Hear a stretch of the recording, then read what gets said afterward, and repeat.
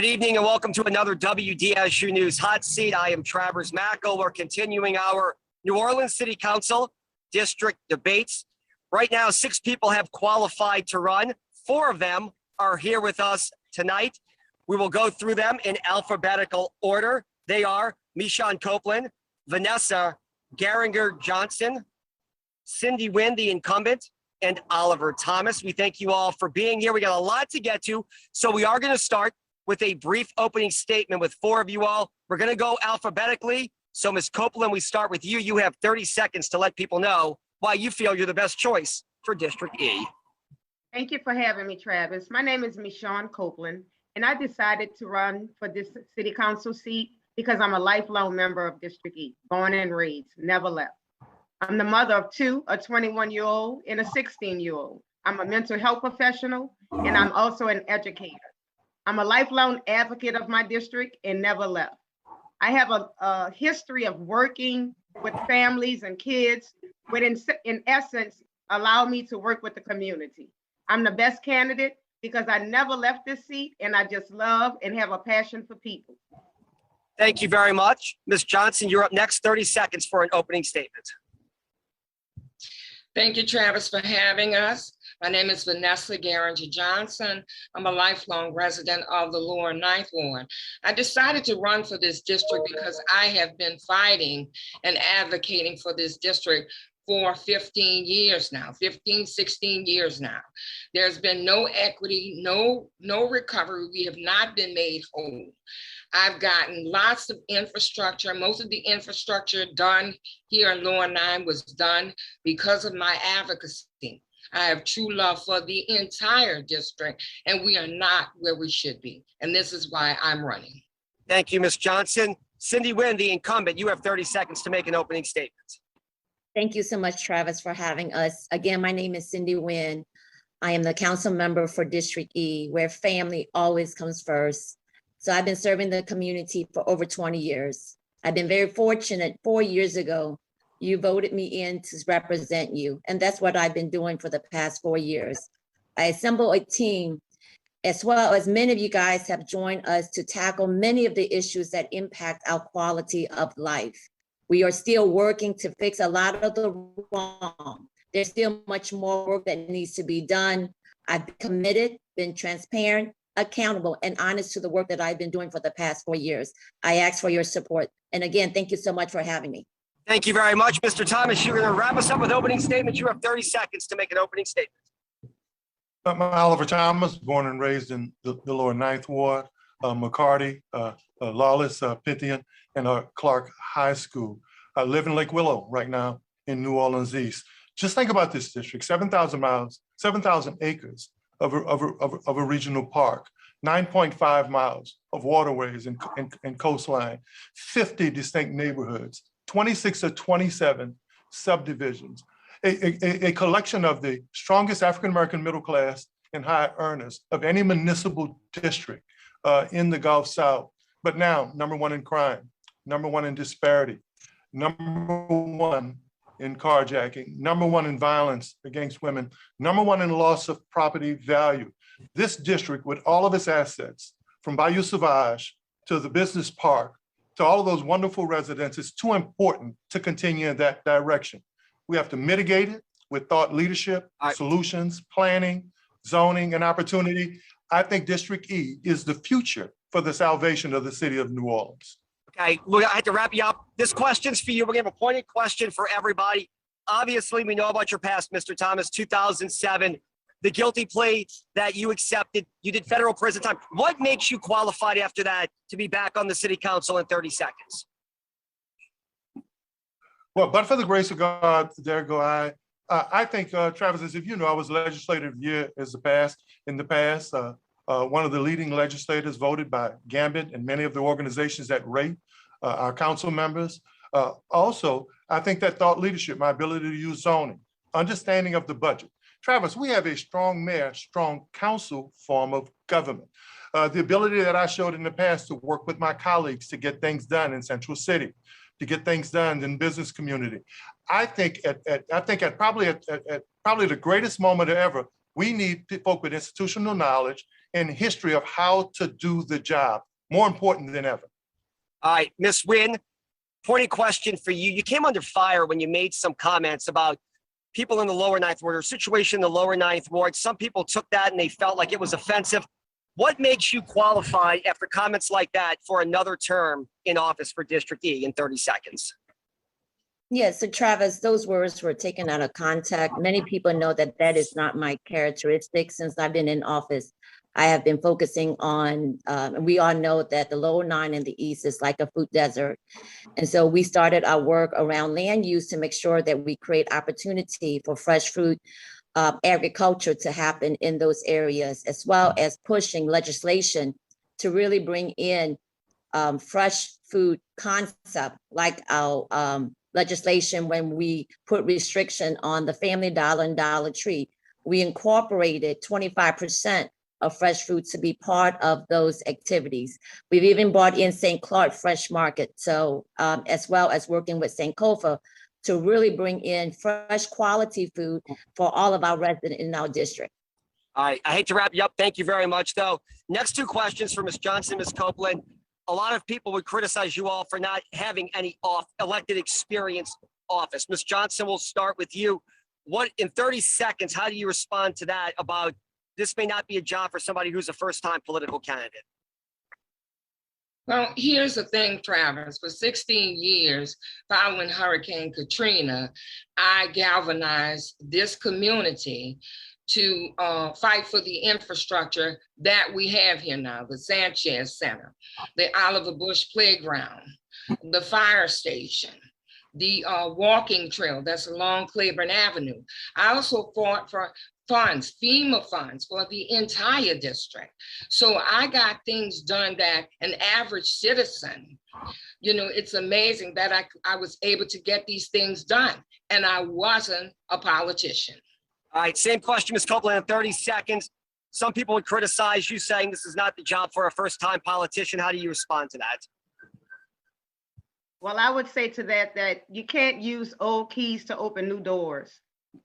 It's not that much experience that you have to have, meaning that you have to have sat in a seat prior.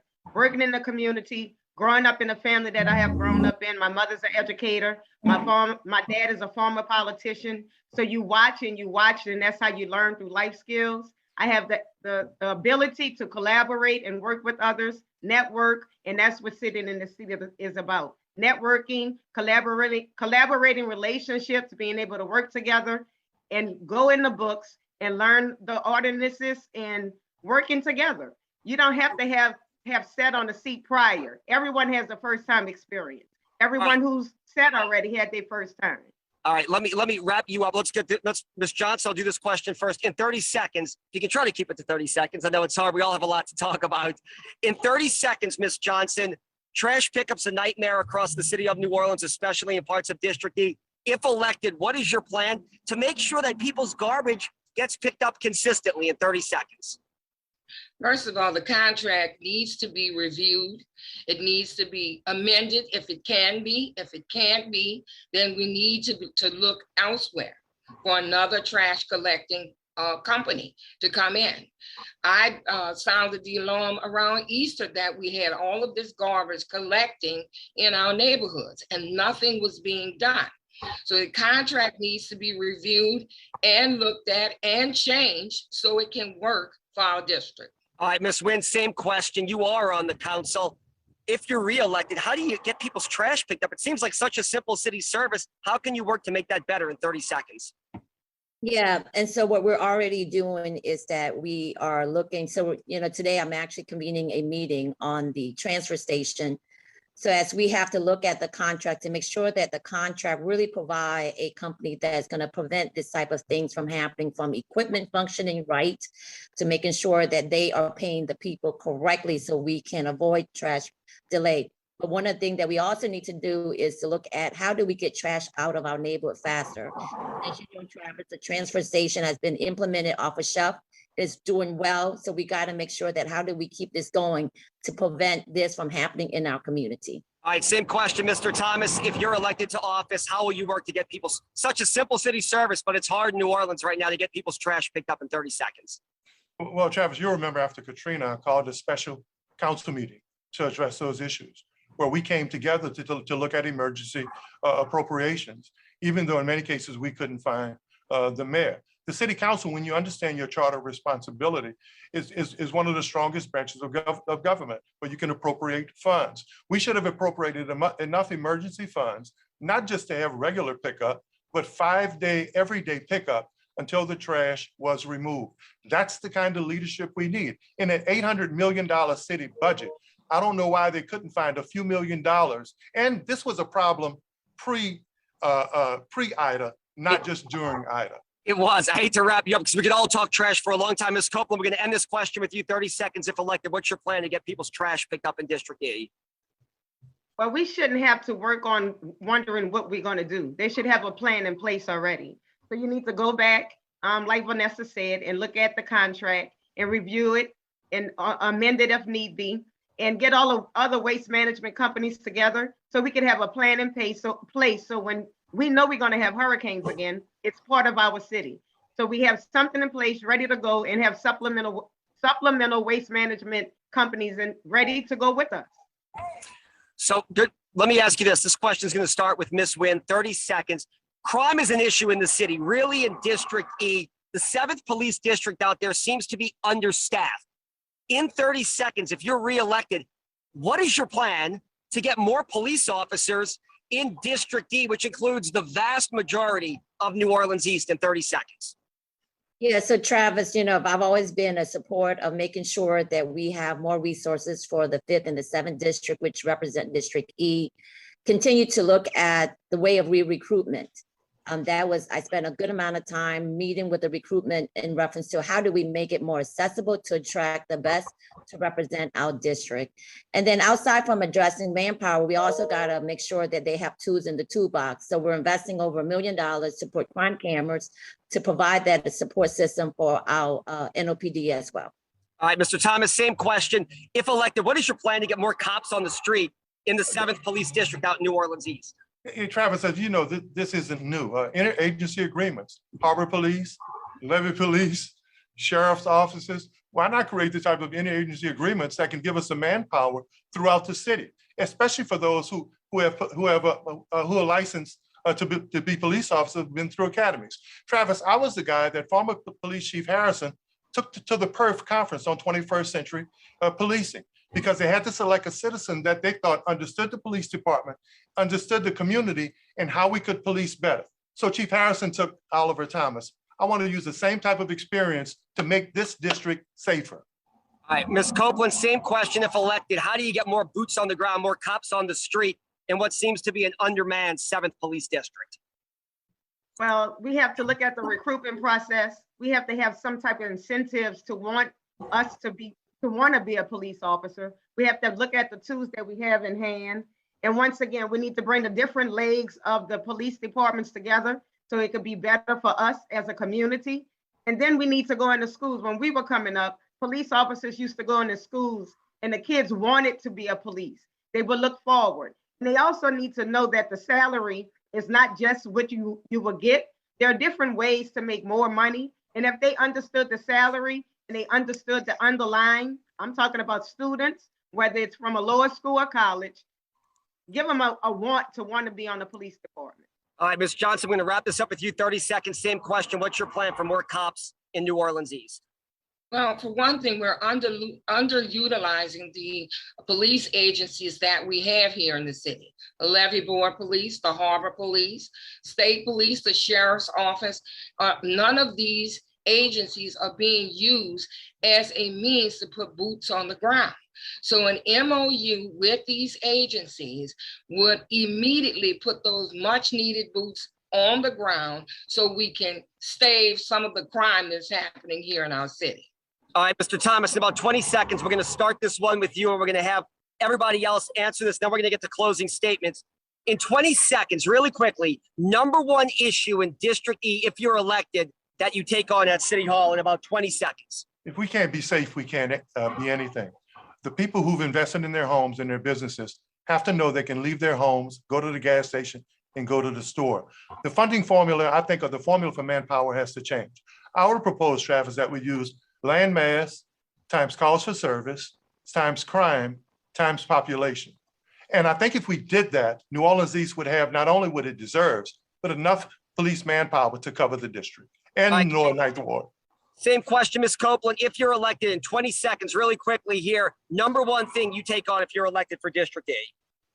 Quality of life, which includes the crime. Once we get a handle of the crime, the economic development will grow. We'll be able to bring other companies in. We'll be able to have the residents happy, the infrastructure we could work on. But crime is the number one. We have to work on the crime. And everyone is saying, put the kids in jail. We just can't bring them and put them in jail. We need to have programs and incentives and other things to change their mindset. So it's something for them to do. All right, Ms. Johnson, 20 seconds. If you're elected, number one thing you take on for District E in about 20 seconds. Well, absolutely, crime is number one. But if we don't clean up the blight in our district, the criminal element will continue to target our neighborhoods. So crime is number one. Working with these agencies, these police agencies here in the city will be the number one thing that I will be working on, but blight is a close second. Ms. Nguyen, if you're reelected by the voters in District E, what's the number one thing you focus on if you go back to City Hall in 20 seconds? Yeah, so Travis, since day one that I was elected 4 years ago, we have focused on the quality of life, which encompasses working with law enforcement agency to address public safety, working with our private sector to bring in private development into our area, working with CPC to address the land use and zoning issue for our community, and of course, working with our community members, dealing with blighted property, code enforcement. Those are the stuff that I've been doing since day one, and I'm committed to continue to focus on those areas to move our district forward. All right, I wish we had more time to talk about Six Flags, flood protection, those kind of things. You all have websites and social media presences that people can go to. Mr. Thomas, since we ended opening statements with you, you get to start us off in about 20 seconds. Give us your closing statement why you feel you're the best candidate for voters in District E. I'm Oliver Thomas. I'm number 72. We know that District E, as well as the Lower Ninth Ward and the historical community, is all part of the Ninth Ward. 7 + 2 is 9. And I'll take a quote from our good book, Travis. Exodus 3, verse 7. I have seen the misery of my people in E. I have seen the misery of my people in District Egypt. We need to stop it. Largest concentration of African-American middle class and upper class of any municipal district in the Gulf South of this state. They deserve better. We should not be number one with every social ill. In the last 3.5 years, this district has gotten worse. We need thought leadership. We need to work together to make it better. Number 72, Oliver Thomas. All right, Councilmember Nguyen, you have 20 to 30 seconds really quickly here to make a closing statement to let voters know why you should be reelected. Yes, thank you, Travis. And to the voters and resident of District E, you elected me 4 years ago with over 15 years of undue work that was done after Katrina. I made a commitment to you since day one that I was going to continue to work hard, work with you, be accessible, be honest and transparent. And that's what I have been doing. We have a series of different interruption and events, but not one point or any day that I have banned the district. I continue to stay upfront. We're dealing with our issues from everything from the east to the lower nine to Venetian now and Brook Pike. I am committed to make sure that we continue to move our district forward. And I ask for your vote and your support. My ballot number is 71. Thank you very much. Thank you, Ms. Johnson. 20 to 30 seconds for a closing statement to let people know why you feel you're the best candidate. I've worked for this district for 16 years, working with the political the council and the mayor that was in place following Hurricane Katrina and was successful in getting many things brought to Lower Nine. So for the entire district fighting for the equity for FEMA funds, I was doing that for 16 years and I want to serve you. It is about equity, it is about advocating, and it is about legislating to make sure that those things work to move our district forward. My name is Vanessa Garinger Johnson. I'm number 68 on the ballot. All right, you're going to wrap us up here, Ms. Copeland. 20 seconds, maybe 30 really quickly, why you feel you're the best. Well, I know I'm the best candidate for this for this seat because I'm a lifelong resident of District E. I'm one of us. I live in the lower 9. I've never left. I'm a mental health professional, so I work with families on a daily basis. I help them with the hardest issues ever. I'm an advocate for families. And just coming from a place of just working in the district on a daily basis. I grew up in politics. I've watched it forever. Working in the judicial system majority of my life, advocating. I work and I see the ills of our district, so I know that I'm the best candidate for this district. An apple doesn't fall from the tree. I'm number 67 on the ballot. You can read up more on me on www.votecopeland.com, and I ask for your prayers and your support. All right, thank you. Thank Michonne you. Copeland, Vanessa Garringer Johnson, Thank you. Cindy Thank Wynn, you for having me. Councilwoman Cindy Wynn, and Oliver Thomas, 4 of Thank the you. candidates who qualified for the election. The primary is in November. Unfortunately, we had a lot to talk about. That's all the time we have for the hot seat. You can see this entire segment starting Monday morning on WDSU.com and on all of our social media platforms. I'm Travers Mackel. That's all the time that we have for the hot seat. Coming up next week, one of the district at large, the city of New Orleans at large races.